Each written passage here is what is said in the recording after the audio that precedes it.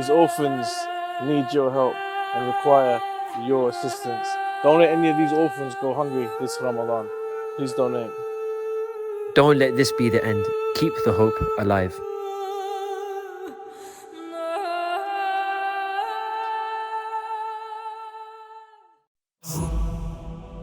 I think it's everyone's dream to work and serve the Ahlul Bayt alayhum salam.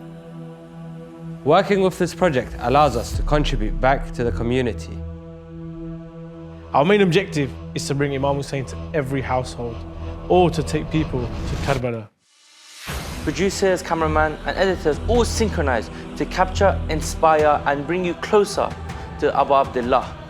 Working here is an honor and a privilege, yet nothing compared to the sacrifice of Imam Hussein alayhi salam. Pass on the lantern of Imam Hussein. Why should you support? Why should you support? Why should you support? Imam Hussein TV is our Husseiniyya to the world. It's an open university to learn theology, history, law, Quran and many more sciences. Many rely on our channel as they have no access to any Husseiniyyas or any mosques. And they have no access to any community events nor scholars, and they solely rely on our broadcasting. Children in the West have so many questions to ask about the faith. We aim to educate youth and reverts in a thoughtful manner and language which is interactive, easily digestible and understood. Our project is fully crowdfunded. We have no sales, no business, no profits. If you do not support us, who will? If you do not open a channel, who will? And if you do not raise the flag of Imam Hussein alayhi salam, who will? We have been operating since 2016 and we have brought to you shows like Morning Barakah, Ahkam SOS, Her thoughts. And the debate show. We also have created many documentaries on topics such as the death of the Prophet sallallahu alaihi wasallam, Miracles in Arba'een, non-Shias visiting Karbala. And most importantly, And most importantly, and most importantly, We bring you Karbala live. Karbala live. Karbala Live. Karbala Live. Labbayka ya Hussein.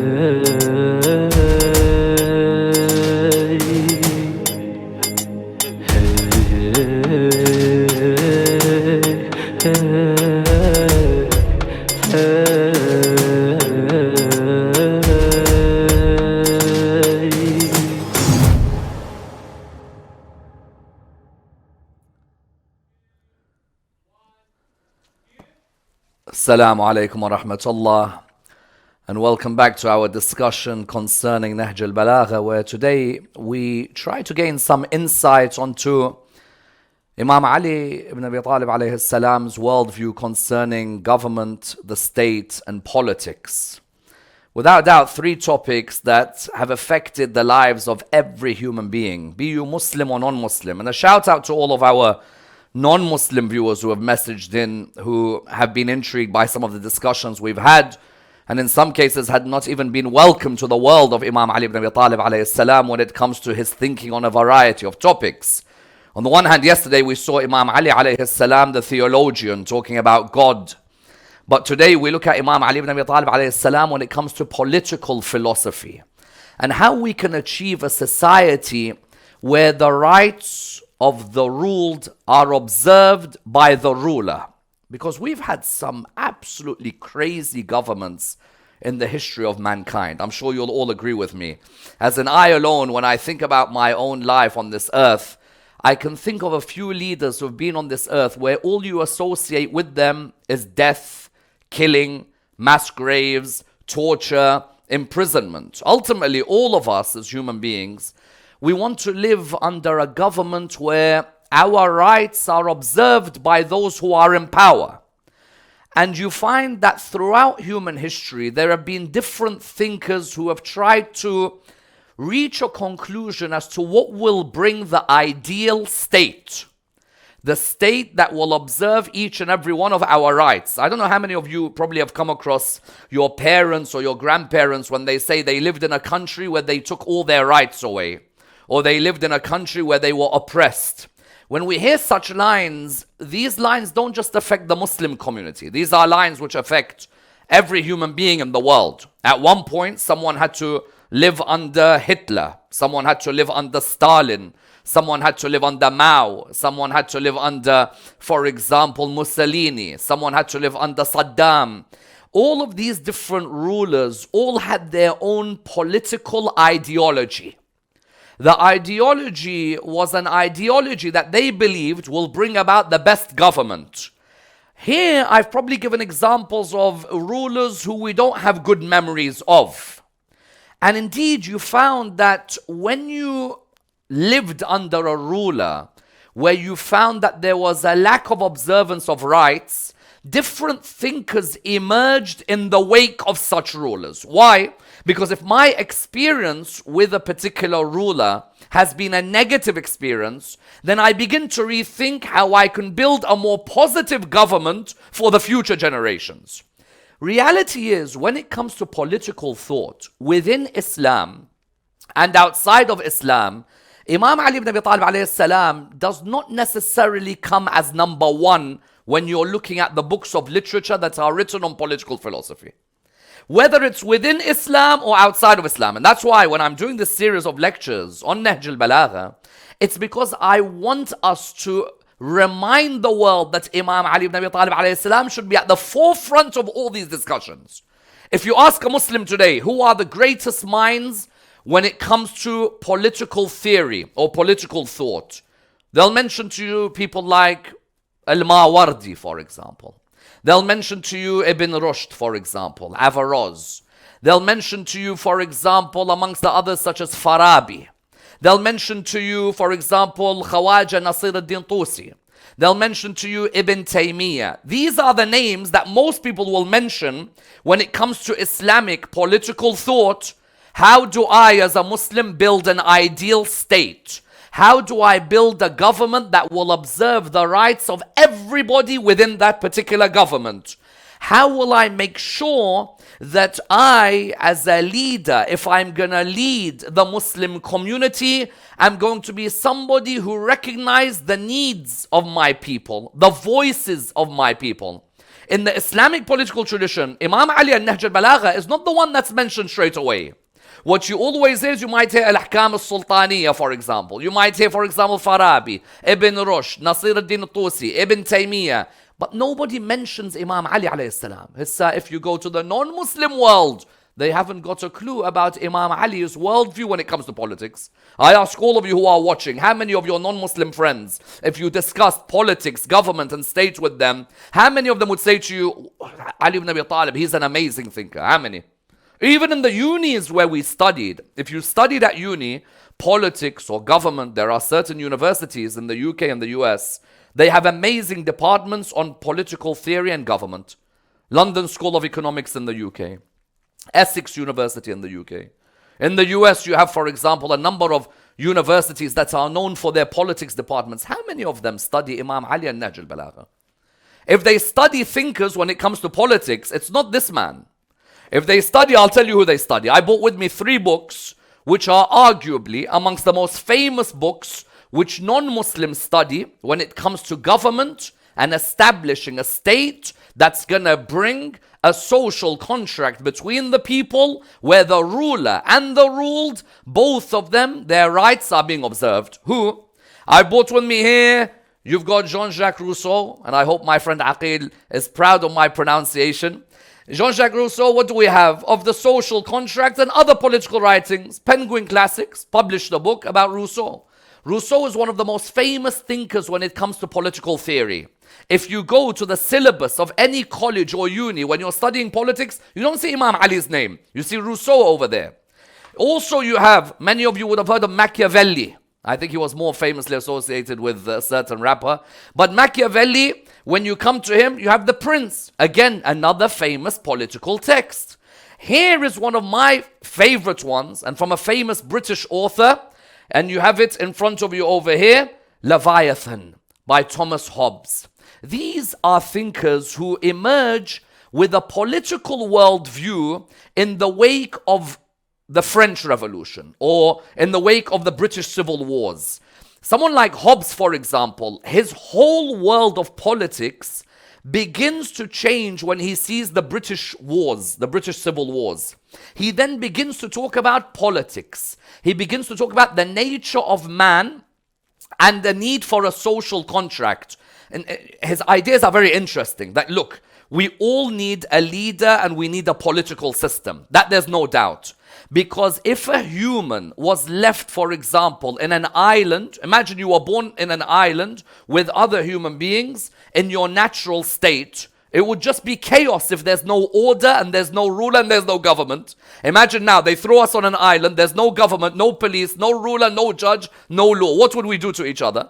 No one would observe each other's rights. So he felt that there needed to be a social contract that is observed between the members of society. Now remember, when Hobbes and Rousseau are talking, they're talking 1,000 years after Imam Ali alayhi salam. But they're more famous in the world today when it comes to political theory than Imam Ali alayhi salam. Why? Because we neglected Nahjul Balagha and we neglected the treasures of Imam Ali when it comes to politics. You know, Imam Ali, his whole life revolves around politics. His whole life. And that's why even sometimes when people say to me, you know, the Imams, they were not political. No, the Imams were very political. If politics was to establish the rights of the people, then the Imam loved politics. If politics was to establish justice, which I will come to talk about very soon in these lectures, Imam Ali and his justice in Nahjul Balagha, then politics is the best thing. The problem is sometimes when you think of the word politics, you always think nasty, conniving, deceit, greed, liars. Isn't that true? Whenever you hear a siyasi, you always hear, I'm telling you, anyone who's in politics is a liar. Anyone who's in politics is a hypocrite. Imam Ali ibn Abi Talib alayhi salam, his whole life was in the world of politics, was in the world of government. Firstly with who? Firstly seeing Rasulullah sallallahu alayhi wa alayhi. Did the Holy Prophet Muhammad enter politics or did he stay away from politics? Of course he entered politics. The Prophet had no issue entering politics. The Prophet was involved in constitutions, like how we have today the American Constitution, or we have the French Constitution. The Prophet had a constitution in Medina.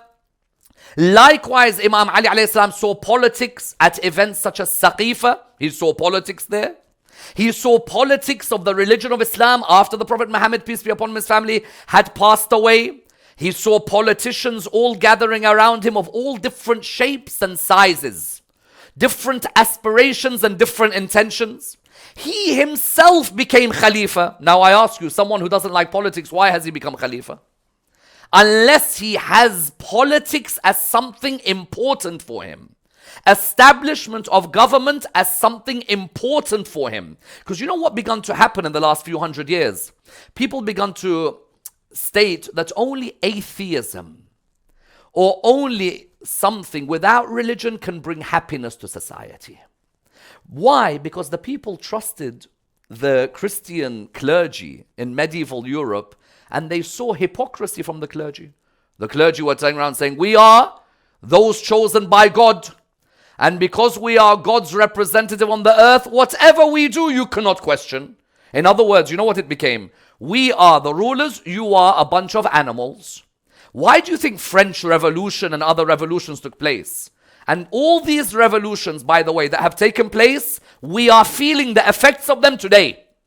Because people could no longer trust that a man of God could be a man who will establish justice on the earth. People forgot it. They didn't trust it. When Hobbes, for example, talks about the social contract, what's he doing? He's saying that these Maulanas and these priests of Christianity, these people, I can't trust them.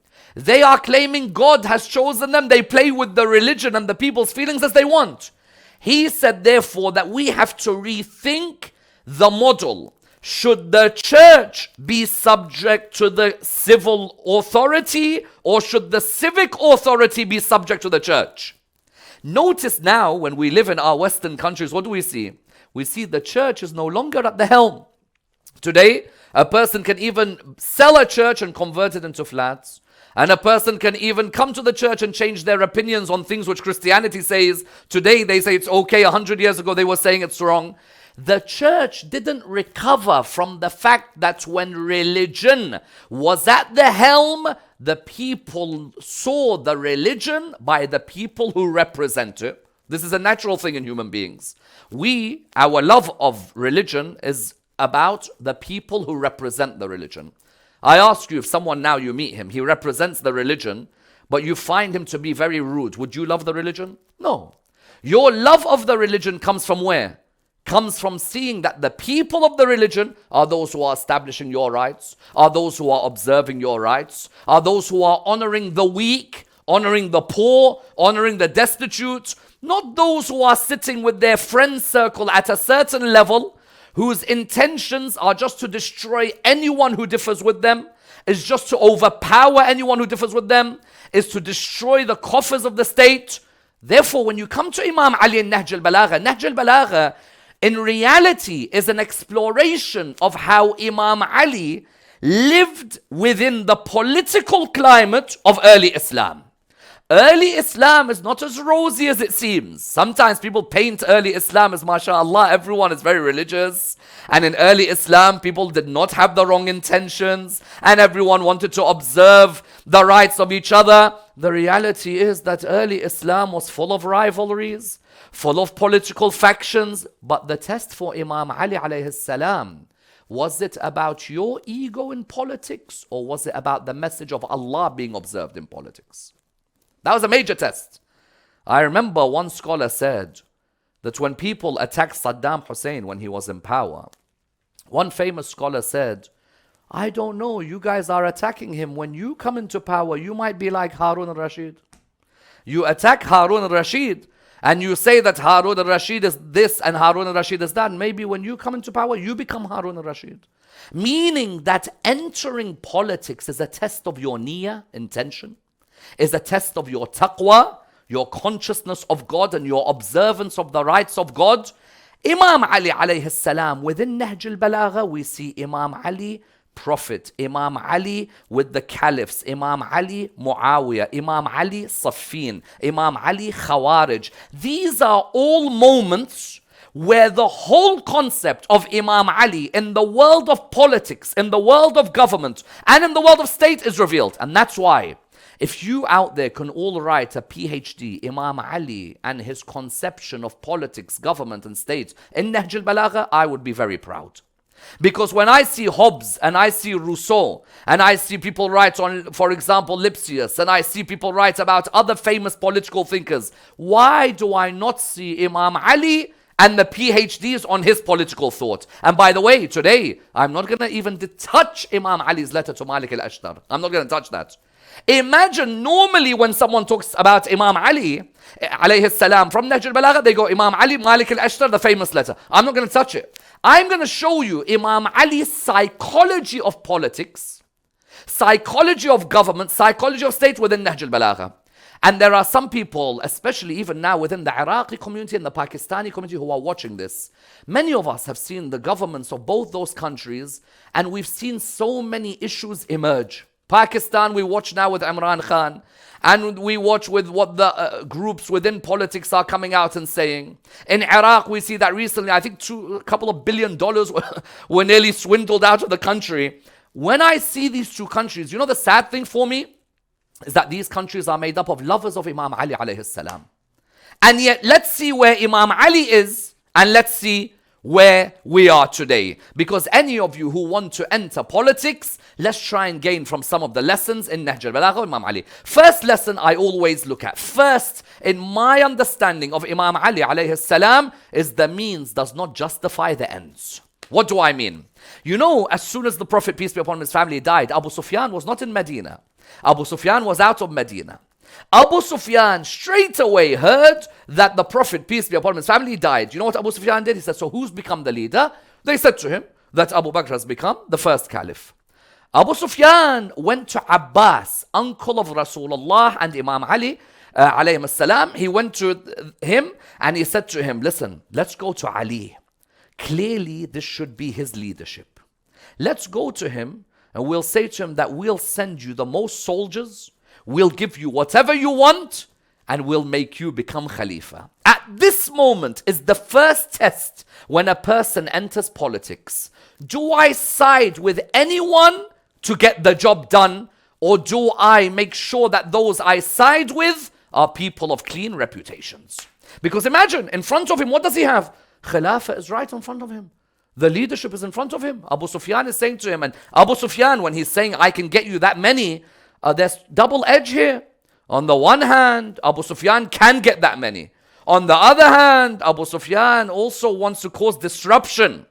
Imam Ali, if he was chasing political power, all of us, listen, all of us one day, one way or the other, we want to be a prime minister, we want to be a president. Remember, Imam Ali was already for us Imam from Ghadir, wasn't he? From the day of Ghadir, he's already Imam. On a spiritual level, he's already my leader. But political head of the state, something had taken place which resulted at Saqifa that Imam Ali was not. Abu Sufyan offers a chance for Imam Ali to have political power there in front of him. What does Imam Ali show us? Firstly, the means doesn't justify the ends. I've seen some Muslims, for example, in their newsagents, they'll sell alcohol, and there is a nice box of charity as you're about to pay. So you're like, what's going on? He said, brother, the money comes to me, I give to charity. So, Baba, the means doesn't justify the ends. Here in this text, Machiavelli, in the book, for him, being a politician is not about being Mr. Nice Guy. Politician, you got to be a bit astute. You got to have a bit of movement left, right, and center, a bit of black and white. No, not at all. Not Imam Ali alayhi salam. Imam Ali, Nahjul Balagha, sermon number 5. O people, he addresses the people, steer clear through the waves of mischief by boats of deliverance. Turn away from the path of dissension and put off the crowns of pride. Prosperous is one who rises with wings when he has power, or else he remains peaceful and others enjoy ease. The aspiration for the caliphate is like turbid water, or like a morsel that would suffocate the person who swallows it. One who plucks fruits before ripening is like one who cultivated in another's field. Do you ever hear anyone describing leadership and the ability to have power, but realizing not the right time, not the right way, not the right place, like Imam Ali alayhi salam? The way he describes it, what's he saying? Aspiration for this khilafah is like a morsel that would suffocate the person who would swallow it. One who plucks fruits before ripening is like the one who cultivated in another's field. I can easily come and take this power for myself. The man has offered it to me, but I won't use him to get into power. He fought my prophet. You think I'm going to trust him with khilafah? This is not the man that I'll use. Sometimes in politics, what's your ideal thing? Baba, I don't care who you are. You've killed people, you haven't killed people. Come, let's work together. No, Imam Ali shows that, hold on a minute. You don't just go with anybody so that the ends is justified by the means. No, you have to maintain a principle about yourself. Then Imam Ali alayhi salam moves on in Sermon 33. There is this interesting discussion that Imam Ali has when Ibn Abbas is setting off. They're setting off for the Battle of Jamal, and Imam Ali has just received leadership. He has just received the caliphate. When he's received the caliphate, this is 25 years after this incident. I tell you, if I was waiting for leadership for 25 years, I honestly cannot wait for the day that I get that leadership. When he receives the leadership, he gives you a description that when you enter politics, don't be someone who falls too hard for it, chasing it. Relax. You should have the purest intention when you're going for political power. Look what happens. Ibn Abbas says what? He says that when Amir al-Mu'minin set out to war with the people of Basra, he came towards an audience at the Iqar. He was stitching his shoe. Well, طبعا, if I was in politics, you think I'm going to stitch my shoe? Wallah, I'll get 1,000 people to stitch my shoe. I'll make sure that I take my shoe to the best store in Knightsbridge, or the best store in Mayfair, or the best store in Fifth Avenue. I'm head. I'm the leader of the government, leader of the state. There are people, when they are leaders of the state, 26 cars behind them, 31 cars in front of them. هو خطية, he's sitting in the car, one guy, he's got that many cars in front of him. Imam Ali, Nahjul Balagha, is now leader of the state. 25 years he has seen politics, government, the state. He comes and he has this moment where he's stitching his shoe. I just want you to picture this scene, by the way. Which Muslim leader in the world do you know would stitch his own shoe alive today? Think about it. Which Muslim leader? Even why say Muslim leader? Which human leader on earth in the world today would stitch his own shoe, sitting down and he's stitching his own shoe? Ibn Abbas says, I saw that he was stitching his shoe. Then Amir al-Mu'minin said to me, what's the price of this shoe? I said, it has no value now. He then said, by Allah, it should have been more dear to me than ruling over you. This shoe is more dear to me than ruling over you. But for the fact that I may establish right and ward off what is wrong. Look at beauty. When I become Prime Minister of Iraq, Wallah al-Azim, I'll call every member of my family.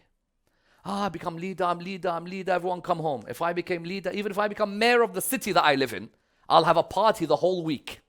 Imam Ali ibn Abi Talib looks, he says, you know what, Ibn Abbas, what's the value of this shoe that I'm stitching? Baba, stitching a shoe means that the shoe is virtually ragged. True? Ibn Abbas says, it has no value. He says, you know what, this is more dear to me than leading over all of you. I don't chase this because I want to be the powerful man. I do it for one intention only. And that should be the intention of every ruler, which is what? Whether you're atheist or monotheist. Listen, we've had leaders who are not Muslim, but they're just human beings. Wouldn't you agree? There are leaders who are not Muslim, but they tried their hardest. Even now, some of us live in Western countries. Can we deny those of us who live, for example, in Sweden, those who live in parts of the UK, those who live in parts of Canada, those who live in parts of America, can we deny that we have been given certain rights that maybe in Muslim countries we have not been given? Can we deny that there is a system of establishing rights and warding off the wrongs? Imam Amir al-Mu'mineen here, what does he say?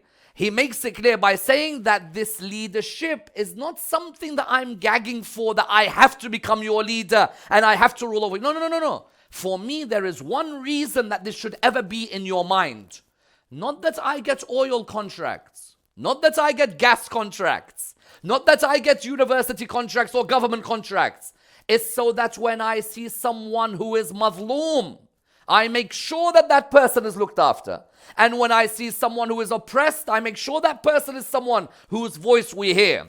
So then the Imam moves on in sermon number 40. In Nahjul Balagha, what does he go on to say? He goes on to make it clear what should be the reason when it comes to rulership. In where the Khawarij, look how intertwined his world is with government and politics. The Khawarij had said something. They said rulership only belongs to Allah, not to humans. Subhanallah, medieval Europe, what did we say? The kings were saying, Allah has chosen me. Yes, rulership is only... The Khawarij were saying what? Rulership belongs to Allah. This sermon is the one where the famous line, you must have heard it in your families, wherever you've been, Kalimat haq yurad biha batil. This is the sermon of Kalimat haq yurad biha batil. This sermon number 40 of Nahjul Balagha. It is a truthful sentence. The sentence is right, but what they mean is wrong. What were they saying? They were saying that you, Ali, after the Battle of Siffin, they had turned around, they said, you shouldn't be the ruler. The ruler is only Allah, not you, not Muawiyah. Imam Ali replied, yes, al-hukum is for Allah, there's no doubt. Taban, there's an easy way to answer their point, and that is by saying, if the hukum is only for Allah, then why are there Maulanas who do divorces? If the hukum is only for Allah, why do we have scholars who do divorces? Who's given the hukum or the authority to that scholar to do a talaq?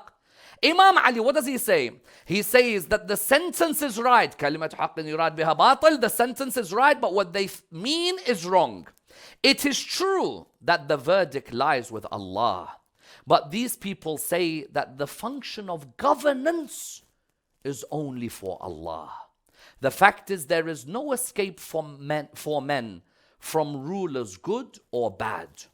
The faithful persons perform good acts in his rule, while the unfaithful enjoys worldly benefits in rule. This is a very interesting line, wallah. Just look at this line, I'll repeat it again.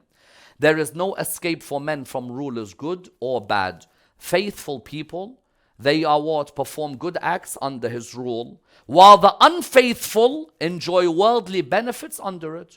There are people who are faithful, they will do good deeds under the rule. But those who are, for example, unfaithful, they can still enjoy the worldly benefits under a leader. There are certain people, just because he's not religious, does not mean he cannot enjoy worldly benefits under the rule of a government. Imam continues, during the rule, Allah would carry everything to end. Through the rule, listen to this, through the ruler, tax is collected. Enemies are fought. Roadways are protected. And the right of the weak is taken from the strong till the virtuous enjoys peace and is allowed protection from the oppression of the wicked. Ali ibn Abi Talib's manifesto of government in 3 lines. That's it. You don't even need to go further. If someone was to ask you, describe Imam Ali's manifesto of governance, 3 lines, nothing more. What are the 3 lines? Again, what does he say? I will repeat this again. Through the ruler, tax is collected. Tax not just from the poor. The poor, why am I only taking from the poor? The rich, if you allow them to get away from the tax, there's nothing wrong with being rich. But when the rich have connections where they don't need to pay what the poor are paying, when the rich have loopholes, the poor end up paying, but the rich has a loophole. The ruler has to collect taxes from who? The ruler, the tax is collected. Enemy is fought. Naturally, if there is an enemy that's coming into my country, I'm a ruler. Do I allow the enemy to come and attack me? I, as the ruler, have to make sure that I am the leader of the defense. Then after that, what? Roadways are protected. What's roadways are protected? That my sister, when she walks on the street, she's not going to get harassed in the middle of the night by someone who wants to take her honor. A just government. I tell you something, there are certain Muslim majority countries in the world where I believe that you could be a lady walking there at 2 a.m. or 4 a.m. in the night, Muslim majority countries, and you will never be harassed, or you will have little chance of anyone harassing you. Example, Dubai. I'll give you an example. Dubai, there is a city there, Dubai, everybody would have been. The ladies can go out in the middle of the night, they're able to go and have a meal, they're able to go and see friends, you can go and sit in a cafe. That same place is a place where you could have the adhan being recited. You could have Muslims and non-Muslims all working together. It's amazing how in this city, London, there are ladies who after 10 o'clock think a million times about walking in the street. Not that I say it's recommended in a city for people just to be out late night and so on. But in this city, London, the height of the first world, ladies only walking near Clapham are worried whether they'll get home or no. You heard about that lady who was killed and others who were killed. Imam says the ruler must ensure that the roadways are protected. Qatar is another place. Qatar, you could go at 2 a.m. There's no chance. People went for the World Cup. Ladies who went for the World Cup, they were saying how at peace they felt and how respected they felt. Oman, Muscat, people go there, 2 a.m., 3 a.m., they feel their honor is maintained. A just government is where the roads are protected, where people's honor, not I hear every day, countries which are called first world, every day 3-year-old has been taken, 4-year-old taken, 5-year-old taken, pedophiles everywhere. A road where people are protected, and then what does he say? And the right of the weak is taken from the strong. That you don't neglect the weak in your country. That you ask about the weak, ask about their voices, what happened to them, make sure that they're not being oppressed, they're not being hurt in any way whatsoever. Therefore, Imam Ali alayhi salam showed that when power was offered in front of me, I didn't take it. I could have taken it. Abu Sufyan was telling me, come, let's do our own thing. Then when power did come to me, I turned around and said, you know what? Wallah, it's not worth more than my shoe that I'm stitching. I promise you. Best if the main thing for me is I just want to make sure that I establish the rights of the people. Then on top of that, when I do rule, it is to make sure you're saying to me, hukum is for Allah. Yes, hukum is for Allah. So the hakim on behalf of God should be somebody who establishes God's rule on the earth. And then he has this amazing sermon in Sermon 215, which in my opinion should be its own book of literature when it comes to the ruler and the ruled. Many times when you hear Imam Ali's name, all you think is Khandaq, Khaybar, battle, fight, warrior, Imam Ali brave. Baba, come and look at the political philosopher that is Ali ibn Abi Talib. Imam Ali in Sermon 215. And wallah, it's not the non-Muslims' fault. It's us Muslims' fault that we left this man and neglected his words. Today, when a person talks of a social contract between the state and the people, listen not to Hobbes, but to Ali ibn Abi Talib in Nahjul Balagha. Sermon 215. Imam Ali ibn Abi Talib, what does he say? This is at the Battle of Siffin. Imam Ali has this thing in the middle of battles. He stops to give a sermon to remind the people of what's happening. In Jamal, the whole battle stopped. At the Battle of Jamal, it all stopped when a man said, "Where's Ali? I want to ask him if God is one." He stopped the battle. He stopped the battle. He's like, listen, that's why I'm here. I want to answer this question. Middle of the Battle of Siffin, I ask you a question. Would you, in the middle of battle, give a whole khutbah about government and the state? Sermon 215, Nahjul Balagha. So now Allah the Glorified has, by placing me over your affairs, created my right over you. And you too have a right over me like mine over you. I have a right over you, but you've got a right over me as well. It's not just me who's in charge here. You have to also say, if you have an issue, say, be open. A right is very vast in description, but very narrow in equitability of action.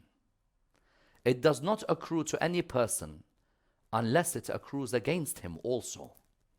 And right does not accrue against a person unless it also accrues in his favor. By the way, this is different level. If I said this in Arabic, we would have to shut down the TV station because there's no point even talking. I'm telling you. But it's only because we, the Muslims, have forgotten the Arabic language that we have to do everything in the second languages. Imam Ali in Arabic is a different ball game. Jahid said, above the creation, below the creator. This is English. But even in English, there comes a point where Imam Ali is no longer Khandaq, Khaybar, Khandaq, Khaybar, Khandaq, Khaybar. Now I come to the philosophical mind of Ali ibn Abi Talib. Look where Ali ibn Abi Talib now is.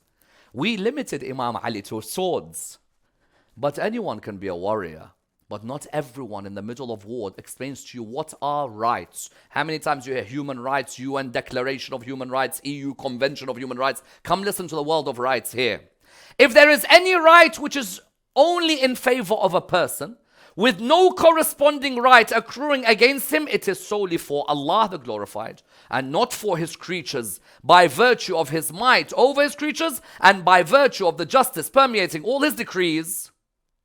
Then from his rights, he, the Glorified Allah, created certain rights for certain people against others. He made them so as to equate one with another. Some of these rights produce other rights. Some rights are such that they do not accrue except with others. The greatest of these rights that Allah has made obligatory is the right of the ruler over the ruled, and the right of the ruled over the ruler. Subhanallah. The greatest is the right of the ruler over the ruled, but the right of the ruled over the ruler. This is an obligation which Allah has placed on each other. He has made it the basis of their mutual affection and an honor for their religion. Consequently, the ruled cannot prosper unless the rulers are sound, while the rulers cannot be sound unless the ruled are steadfast. If the ruled fulfill the rights of the ruler, and the ruler fulfills their rights, then right attains the position of honor among them, the ways of religion become established, signs of justice become fixed, and the sunnah gains currency. Look what he says. If the ruler establishes his rule properly, and you observe your rights properly, then what will happen? Religion has now become established. Religion is not salah. Many pray. Many pray. But they trample on your haqq. This one owes this one money. This one owes this one money. This one scammed this one. This one ran away with this one. It's not that. Islam is about mu'amala between the people. Observing each other's rights. How many times you hear a hadith where the Holy Prophet, peace be upon him, says, a Muslim is what? The person who the people feel secure from his tongue. That is Islam. Someone says, no, Islam is that I have a nice beard and I have a sibha and I walk around wearing a dishdasha. I wish. Wallah, I wish that was Islam. Wallah. But you know where the problem is? The French Revolution and the British, they showed us one thing, that sometimes looking religious, if you do injustice to the people, people run away from religion. In this way, time will improve, the continuance of government will be expected, and the aims of the enemies will be frustrated. But if the ruled gains sway over the ruler, or the ruler oppresses the ruled, then difference crops up in every word, signs of oppression appear, mischief enters religion, and the way of the sunnah is forsaken. You should therefore counsel each other for the fulfillment of your obligations. You see someone trampling on someone else's haqq in the state, counsel each other, talk to each other. Baba, why are you oppressing this person? We all have huquq in the state and cooperate with each other. However extremely eager a person may be to secure the pleasure of God, and however fully he strives for it, he cannot discharge his obligation for obedience to Allah as is really due to him, and it is an obligatory right of Allah with the people that they should advise each other to the best of their ability and cooperate with each other for the establishment of truth amongst them. No person, however great his position in the matter of truth, and however advanced his distinction in religion may be, is above cooperation in connection with the obligations Allah has placed on him. Again, no man, however small he may be regarded by others, and however humble he may appear before people's eyes, is too low to cooperate or be afforded cooperation in this manner. Here Imam Ali is establishing the rights of the ruler, but also that you should never forget the rights of the ruled. Someone said, Ammar, let me tell you something. Imam Ali's politics is ideal. No one can be like Imam Ali alayhi salam. And had Imam Ali been a bit more shrewd in politics, then people would have remembered him more. But because his politics was a bit too ideal, people remembered who? They remembered others more than him. Because you know, in certain Western academic universities, they say Muawiyah is the great politician. They say who is the great politician? They say Muawiyah. Say why? Said look at Muawiyah and look at Ali. Muawiyah ruled for 20 years. And Imam Ali ruled for how long? 4. If Imam Ali's politics was as great as he says it is, then how comes Muawiyah ruled more than him? Some people even say, listen, Imam Ali's politics, because he's an imam, they're the only ones who could be like that. And Muawiyah is what real politics is. That you want to see a shrewd, you should see the meaning of politician, should be like Muawiyah. I met people in Iraq, you know what they were saying to me? Said Iraq, for it to be fixed up, it needs Saddam Hussein or it needs Hajjaj bin Yusuf. It needs a really, strong leader. I said, how about Imam Ali? Imam Ali, strong. Said Muawiyah, really, he is shrewd. And Saddam and Hajjaj, the Iraqis, they need this. The biggest shame on Islam is when politics is defined by terror, by corruption, and by arrogance, instead of by justice, by honor, and by dignity. And people came and accused him at his time. They said to him, and in Nahjul Balagha he answers them. In Nahjul Balagha, someone came to him and there was a rumor going round everywhere in the Islamic State. Muawiyah is greater than Ali. So what do you mean? So Muawiyah is the real politician. What's Ali? What's Ali achieved? Imam Ali, they said, was a man who got fought 3 times in 4 years. Remember, someone came to Imam Ali and said, how comes with Abu Bakr and Umar, when they were in power, we didn't see any wars? And when you're in power, we saw 3. He said, because in their time, they had people like me. And in my time, I have people like you. Yeah? But still, the rumor was going around that Muawiyah was a greater politician than Imam Ali. How does Imam answer? Sermon 199, Nahjul Balagha. Because the rumor, when it went round, Imam said, you know what, I'm going to have to answer this. Because you've not understood what politics is. What do you mean? You're saying Muawiyah is greater than me in politics. Go to Sermon 199, my dear brothers and sisters, wherever you may be. What does he say? Imam says, Sermon 199, by Allah, Muawiyah is not more cunning than I am, but he deceives and commits evil deeds. Had I not been hateful of deceit, I would have been the most cunning of all men. You know, the Arabs, they say, Muawiyah dahiyat al-Arab. He has dah. He has hilm. Ali ibn Abi Talib has done. Ali ibn Abi Talib says, Wallah, if it wasn't for taqwa. Taqwa is the only thing that stops me from making certain decisions where I would have been ruling for 20 and him for 4. Where do I take you back? Muawiyah's dad, what did he offer him? Muawiyah's dad is Abu Sufyan. Didn't he offer Imam Ali power earlier? When you say Muawiyah is a greater politician than Ali. And some of our non-Muslim viewers may not understand the context of this. The context is that Muawiyah ruled for 20 years. Even the area he ruled was for 40 years. Imam Ali ruled for 4 years. People said, look, Muawiyah is greater than Ali. Imam Ali says, listen, depends how you define politics in Islam. If politics in Islam is backhanders, if politics in Islam is stabbing people in hotel rooms or assassinating them to get to power, there are Muslims, by the way. There are famous Muslim leaders who have killed Muslim scholars just to get into the path of being in power. There are Muslim leaders who, innocent ulama, suddenly went missing one day while those Muslim leaders ruled African countries. An alim goes missing. That leader, people will say, what a politician that colonel was, for example. What a politician. Yes, but what's politics? What's your definition of politics? If your definition of politics is that I come in under the table and give you some, if you go and stab my opponent or shoot him when he's driving, that's not politics. Now you're conniving. In Sermon 199, what does Imam Ali say? By Allah, Muawiyah is not more of a politician than I am, but he deceives and commits evil deeds. Had I not been hateful of deceit, I would have been the best politician of all men.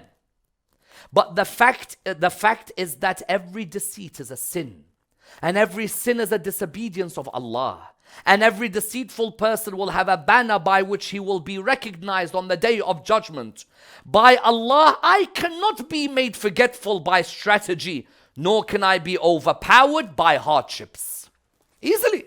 The Imam could have easily turned around. Wallah, would have had more years in power than Muawiyah. What was Muawiyah doing? Muawiyah sends this guy a bribe. All of a sudden, Imam's own cousin goes to the other side.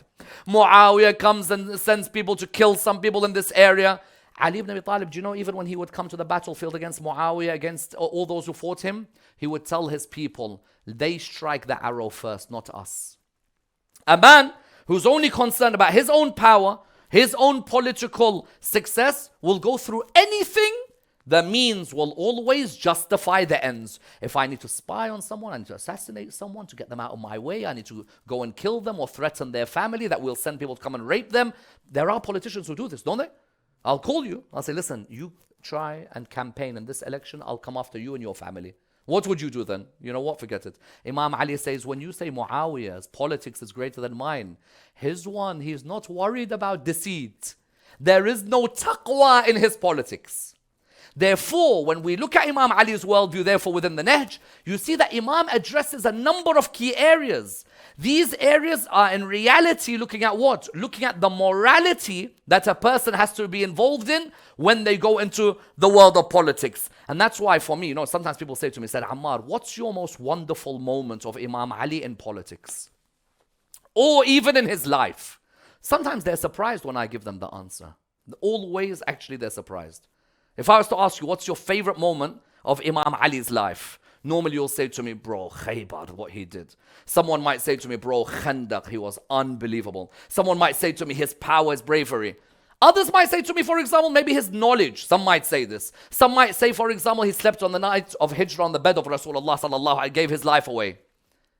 For me, the greatness of Imam Ali, my favorite moment in his entire life, was in the middle of the Battle of Siffin, when Imam Ali alayhi salam saw his people saying that we want to listen to what Muawiyah is saying. And we want there to be an arbitration between the two parties. And Imam Ali turns around and he says, you know what, if that's what you believe is best, then I will not impose my rule over you. You're Imam. You could easily turn around and force them. No. I will not force my people onto something if they don't believe that I'm the one fit to do it. Do you know how much you have to deflate your ego? How many leaders do you know in the world sit in the seat of power? Once I said the favorite ayah of any leader is Ayat al-Kursi, because they love the Kursi. How many leaders do you know in the Muslim world? They will not get off their chairs even if their people do not want them in power. Say, Baba, I'm not moving. I'm staying on this chair. You are not removing, Habibi, but the people don't want you anymore in power. The people are sick and tired of you. There are certain Western countries, the people hate the leaders, but the leaders not moving. But those countries, they decorated it with democracy, a decoration which has its own flaws, by the way, we discuss on another night. But Imam Ali alayhi salam, when his people in the middle of Siffin, he said, you know what, arbitration, no problem. Arbitration. If it has to come down to you people saying that you don't believe that I'm fit to rule you, then let the sulh continue. We'll choose from our side. When he chose Malik al-Ashtar from his side, they chose who? Amr ibn al-As. The people on his side said, we don't want Malik al-Ashtar. The others said, we don't want Malik al-Ashtar. He said, very well, choose someone else. Where do you find a man? You talk about democracy and the rights of the people to be heard. Which man who's in power, when his own army says, we don't want you, will say, okay, you know what? I'm going to step down. Wallah, no leader would do that. They see the treasures of this dunya. Imam Ali had waited 25 years. If you waited 25 years for a position, and then the people in that company said to you, we don't want you anymore, would you turn around and say, okay, I'll go? Would you say, no, I'm going to fight for... No. Imam Ali ibn Abi Talib, and he talks about this in Nahjul Balagha a lot. And that's why in Nahjul Balagha, my dear brothers and sisters, to conclude, there are certain ahadith in Nahjul Balagha. We've only looked at sermons for the majority of these lectures. I'm going to just take you to a couple of ahadith at the end of Nahjul Balagha. By the way, these ahadith, they are the best statements, sayings you can have by any human being. At the end of Nahjul Balagha, there are certain ahadith of Imam Ali alayhi salam.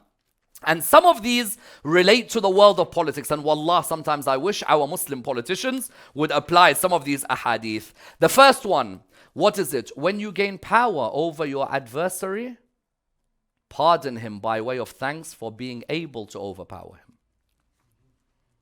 Oh my Lord Almighty, what a level. When you gain power over someone, pardon him by way of thanks for being able to overpower him. If I overpowered someone, wallah, I'll make fun of them all day.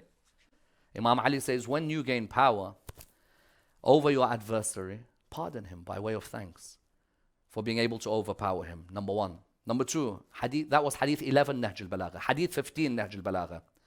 Every mischief monger cannot always be reproved. When you have a mischief monger in your government who's not listening to you, don't always mention the guy. Leave him. There comes a point when you're talking to deaf ears. Hadith number 3, hadith 23. He whose deeds accord him a back position cannot be given a front position because of his family lineage. If your deeds means you're at the back, don't put him in power because his surname is big. Put the person who deserves to be in power. Because of our ibadat al-alqab, we put certain people in power in politics who shouldn't be sitting there. Imam Ali says, the one who's at the back, don't let him sit at the front because of his lineage. Welcome to the wonderful world of Imam Ali ibn Abi Talib alayhi salam on politics, state and government. Join me tomorrow as we continue with the discussion of Nahjul Balagha. Wassalamu alaikum wa rahmatullah wa barakatuh.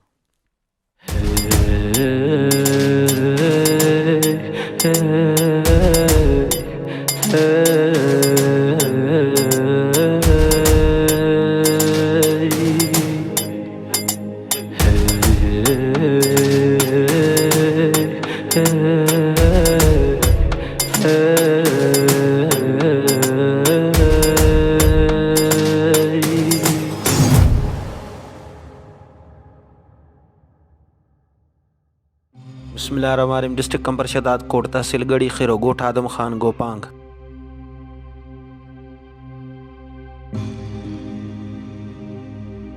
अस्सलाम वालेकुम या अली मदद साईं सही असां वेठा आहियूं ज़िलो कंबर शदात कोट में तालको सिजावल चुणे जो सी धिंगाणो कोट धिंगाणो लाल बश महेसर असांजे ॻोठ आदम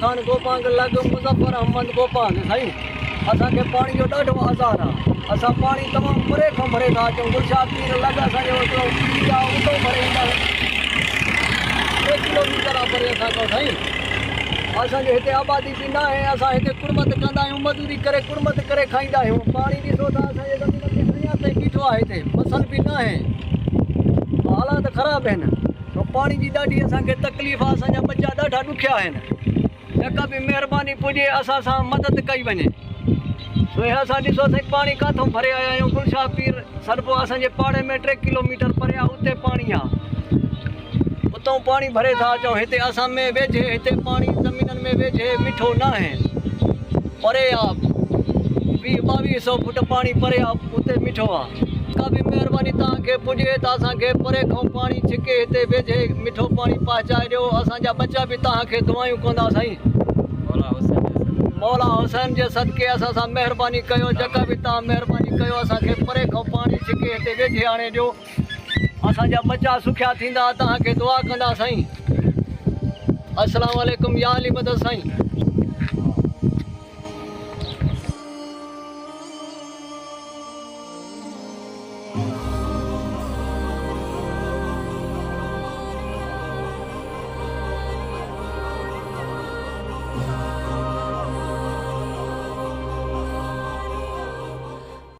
But from me and the team here at Imam Hussein TV, Assalamu alaikum wa rahmatullah wa barakatuh. Now, a lot goes into producing the shows that you love here on Imam Hussein TV. It may be half an hour for you, but it's hours for us. We have many factors to consider when producing our shows. Time, cost, set design, sourcing speakers and guests. It takes us about an hour to film, 3 hours to edit, 2 hours to render, and you watch it in 30 to 40 minutes. Hours just for 30 minutes.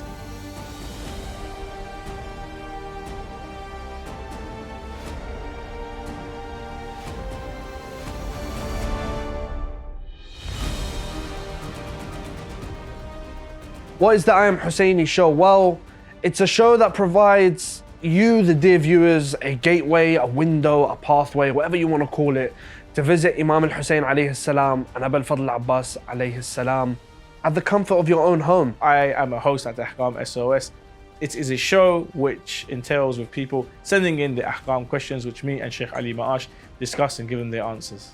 My show is Her Thoughts, which is a show featuring a rotating panel of female presenters discussing a range of topics from a female perspective. Verses of Love aims to be the post-Majlis Majlis. It tries to bring the community together to continue engaging with the Masa'ib of Ahlul Bayt alayhim as-salam. I've had the honor of working and directing and producing documentaries for the Imam Hussein TV 3 channel. So the Late Night Show is essentially it's a talk show. I had guests all the way from self-development experts, media experts, sales directors. My show, live in London, it needs no introduction, with world-renowned scholar Dr. Ammar Nakshawani. Sometimes it's difficult for us to do the research. It takes us sometimes a week, 2 weeks to find answers for certain questions. Sometimes the questions don't even get answered and we have to roll them on to next week. But I guess this is a problem that is actually, a good headache and worth having.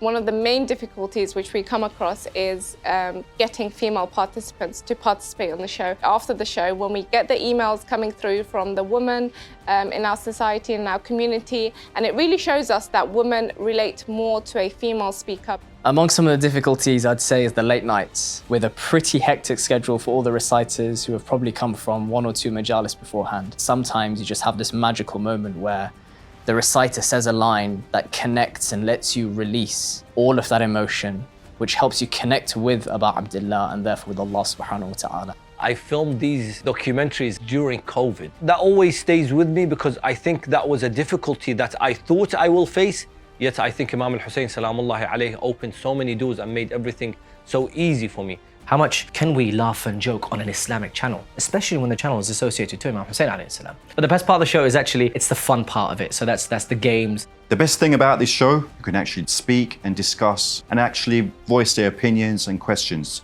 to Dr. Sayyid Ammar Nakshawani.